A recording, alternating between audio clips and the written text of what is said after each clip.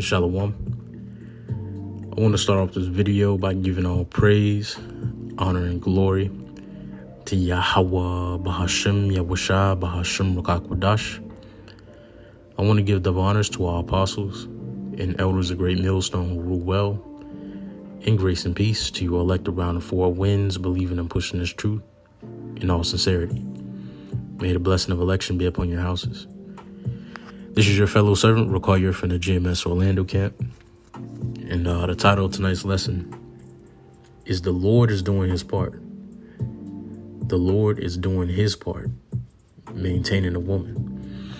All right, now the woman I'm referring to in tonight's lesson is the nation of Israel, which today consists of you so-called Negroes, you so-called Latinos, and you so-called Native American Indians. All right, because the Lord is liking our nation unto a comely and delicate woman. All right, let's get that in the book of Jeremiah, chapter 6, verse 2. It says, I have likened the daughter of Zion to a comely and delicate woman. All right, and I just wanted to go into a lesson tonight on how the Lord is doing his part, all right, as our husband, all right, in maintaining us as his woman. All right, and it's important for us as the Lord's woman, all right, as those who are espoused to the Lord, to do our parts as well. All right, to maintain the Lord's house, all right, and to keep ourselves chaste through the Spirit, of course. But, this is something I was meditating on earlier this week because, there are a lot of parallels, there are a lot of parallels with the dynamic between man and woman in this world, and the relationship dynamic between us and the Lord. There's parallels, you can see a lot of similarities between the two, and I was just meditating on how the Lord has been nourishing us, from day one. The Lord has been nourishing us and maintaining us, as his woman. And let me get this in Ezekiel chapter 16. And let's start at verse 1. All right, we're going to get all the meat off of this. It says, Again, the word of the Lord came unto me, saying, Son of man, cause Jerusalem to know her abominations. And say, Thus saith the Lord power unto Jerusalem, Thy birth and thy nativity is of the land of Canaan. Thy father was an Amorite, and thy mother an Hittite. And as for thy nativity, in the day that thou was born, thy navel was not cut, neither wast thou washed in water to supple thee. Thou was not salted at all, nor swaddled at all. None eye pitied thee, to do any of these things unto thee, to have compassion upon thee. But thou wast cast out in the open field, to the loathing of thy person, in the day that thou was born. And when I passed by thee, and I saw thee polluted in thine own blood, I said unto thee, when thou wast in thy own blood, Live. Yeah, I said unto thee when thou was in thy own blood, Live. All right, and that's what the Lord did to us. All right, by giving us his covenant, by establishing the covenant with our nation, the Lord gave us life. Because the law, statutes, and commandments, essentially, that's what that is. That's what that is for not only us, but the whole world. It's life. And that's why the nations were supposed to seek unto us, like it says in Deuteronomy, the 7th chapter, seeing that we have so great instructions from the Heavenly Father. Because life was essentially supposed to proceed from our nation, from our household, because the Lord established his house with us. He established his covenant with us. He breathed the breath of life into us as a nation. This is Deuteronomy 7. And Deuteronomy 4. In verse 6. 5, it says, Behold, I have taught you statutes and judgments, even as the Lord my power commanded me, that you should do so in the land whither you go to possess it. Keep therefore and do them, for this is your wisdom and your understanding in the sight of the nations, which shall hear all these statutes and say, Surely this great nation is a wise and understanding people. Why? For what nation is there so great, who hath the heavenly Father so nigh unto them, as the Lord, Yahweh Bahashim Yahushai, our power is in all things that we call upon him for. And what nation is there so great that have statutes and judgments so righteous as all this law, which I set before you this day? And that's what the Lord set before us. All right, after we took that exodus out of the land of Egypt, the Lord set before us life and death. And he told us, like it says in Ezekiel 16:6, I'm going to read it again. And when I passed by thee and saw thee polluted in thy own blood, I said unto thee, when thou wast in thine own blood, live. Yeah, I said unto thee when thou was in thy blood, live. And that's what the Lord said to us by establishing his covenant with us. He set before us life and death. And at a point in time, we chose life. But time in and time in after that, we chose death. We chose death. We chose to forsake the covenant. We chose to forsake the Lord's house.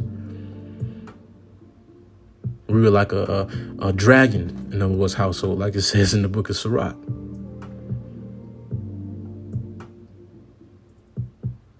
A contentious woman. When the Lord set before us life, the Lord did his part. As a man, giving an example, as a man in the world, when you're dealing with women, when you establish a covenant with them, or when you get yourself unto a woman, all right, you let it be known, the rules. You let it be known your standards, all right, what you look for, what you like, what you dislike, all right. You set that boundary for a healthy relationship. You establish those boundaries, you establish those standards for the relationship to flourish. And that's what the Lord did with us. He set his boundaries. He set his standards. He said, if you do this, our household is going to work. If you don't do this, I'm going to cast you out. And as it is to this day, we've been cast out, but we're being reconciled, all right, through the spirit and power of Yahweh Bahashim Yahushai in these latter days. All right, the Lord is calling us back into his house, all right, nourishing us once again, all right, in the ways in which we forsook. It says, verse 7 in Ezekiel 16, I have caused thee to multiply as the bud of the field, and thou hast increased and waxen great, and thou art come to excellent ornaments. Thy breasts are fashioned, and thine hair is grown, whereas thou wast naked and bare. Hey, and the scriptures, it's true.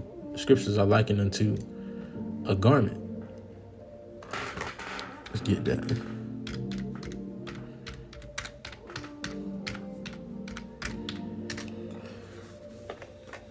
This is Isaiah 52, verse 1. Awake, awake, put on thy strength, O Zion. Put on thy beautiful garments, O Jerusalem, the holy city. For henceforth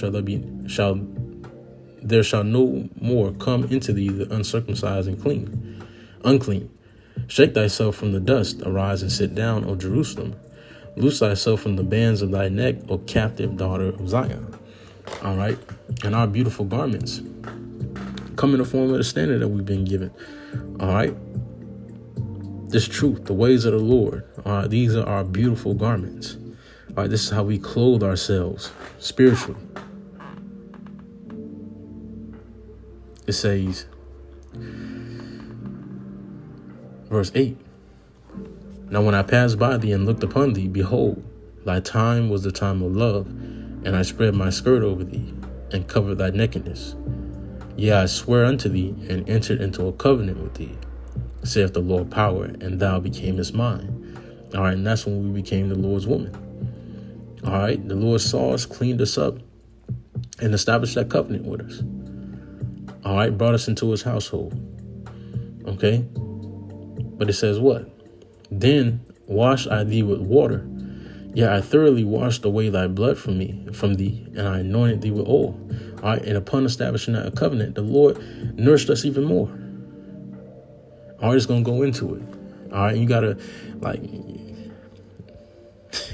and, for me personally, just speaking as a man, you see the parallel between, this dynamic the Lord is establishing with us, this relationship the Lord is establishing with our nation.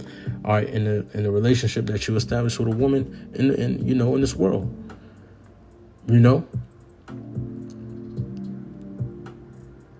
pour yourself, you build up. It says, I clothed thee also with broidered work, and shod thee with badger skin, and I girded thee about with fine linen, and I covered thee with silk. I decked thee also with ornaments, and I put bracelets upon thy hands, and a chain on thy neck. And this is Jake. This is what Jake do. This is what Jake loved to do. It says, and I put a jewel upon thy forehead, and earrings in thine ears, and a beautiful crown upon thy head. Thus was thy deck with gold and silver, and thy raiment was of fine linen and silk, embroidered work. Thou didst eat fine flour and honey and oil, and thou wast exceeding beautiful, and thou didst prosper into a kingdom. And thy renowned men went forth among the heathen for thy beauty, for it was perfect through my comeliness, which I had put upon thee, saith the Lord power. And our perfection came through the Lord. All right, that was always something that the Lord the Lord constantly reestablished within our nation. That the power, the glory, the comeliness, the beauty, all right, the majesty all came from him. That the Lord's name be not blasphemed. That the Lord's power be not forsaken. His grace, his mercy be not forsaken. The Lord constantly reinforced that everything, our perfection, came through the Lord's comeliness, because we're an image of the Lord.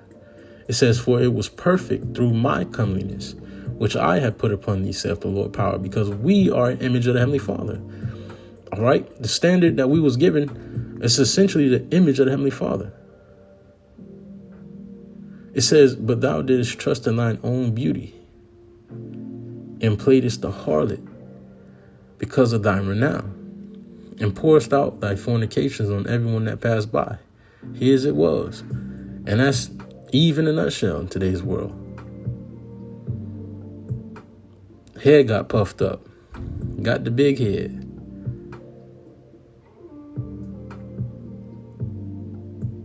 Got the big head and started playing the harlot.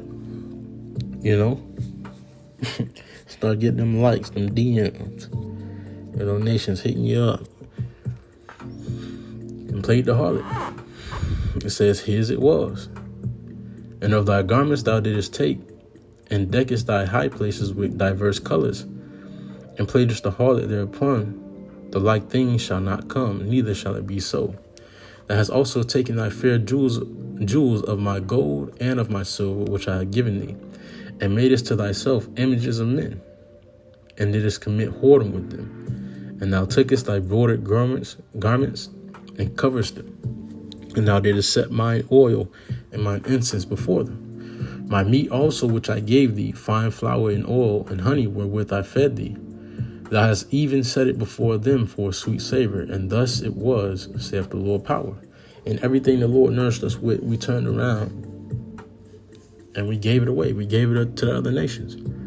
The side piece.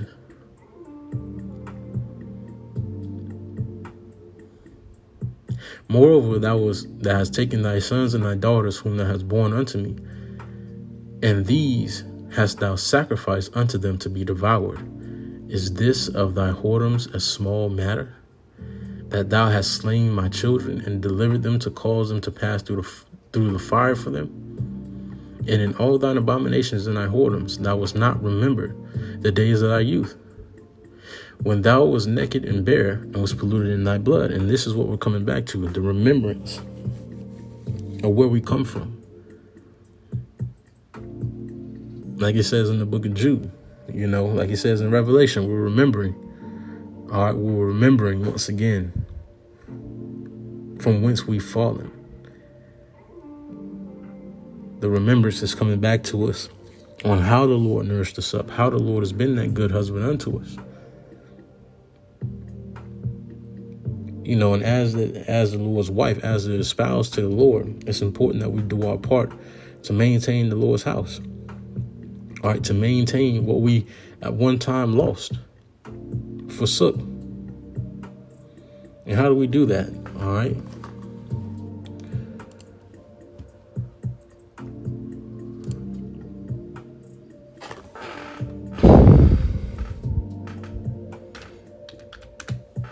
This is Romans chapter 12. All right. In verse 1, it says, I beseech you therefore, brethren, by the mercies of the Heavenly Father, that you present your bodies a living sacrifice, wholly acceptable unto the Heavenly Father, which is your reasonable service. All right. And this is a part of how we do our part as the espoused to Yahweh Ba'ashem Yahushai. All right, make our bodies a living sacrifice. All right, give ourselves wholly unto this truth, unto this ministry. All right, unto the Lord. Give ourselves wholly unto this. All right, fully invest, because that's the only way a relationship works, is if both parties are fully invested. And the Lord has been fully invested from day one. From day one, the Lord has been fully invested in his. He's been doing his part from day one.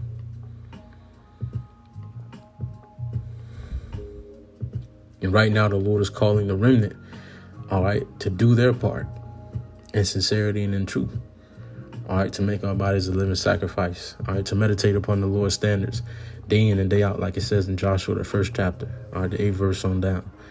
All right, like it says in Sirach 39. All right, the 1st verse on down. To do our due diligence, to make our calling and election sure. All right. To do our part and maintain the Lord's household. All right.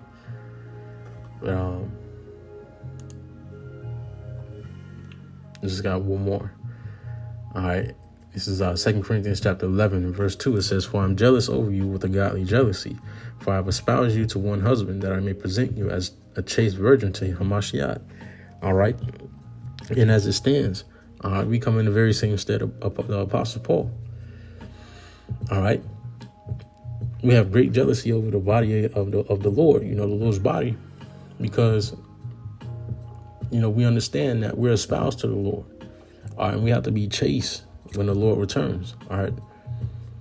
We want to be chaste when the Lord returns, undefiled, with these different philosophies.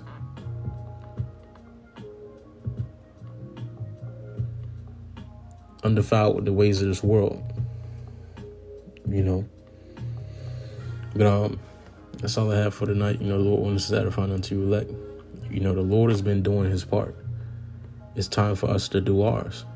All right. The Lord has been maintaining his woman, that woman being the nation of Israel. And as that woman, all right, as the nation of Israel, the Lord's chosen, a part of our duty is to maintain the house of the Lord and to do our part. All right. To uplift that standard that the Lord has set. And right now, to herald in the Lord's second return. All right, to proclaim the prophecies, all right, that were said aforetime, and to do the work. That's how we maintain, on our side, as well as rehearsing the righteous acts to the best of our ability, like it says in Judges 5 and 11. With that being said, Lord, this is edifying unto you elect. I want to give all praise, honor, and glory to Yahweh, Ba'ashem Yahushai, Ba'ashem Ruach, and double honors to our apostles and elders of Great Millstone who rule well. Grace and peace to you elect around the four winds, believing and pushing this truth in all sincerity. May the blessing of election be upon your houses. Shalom. Stay up.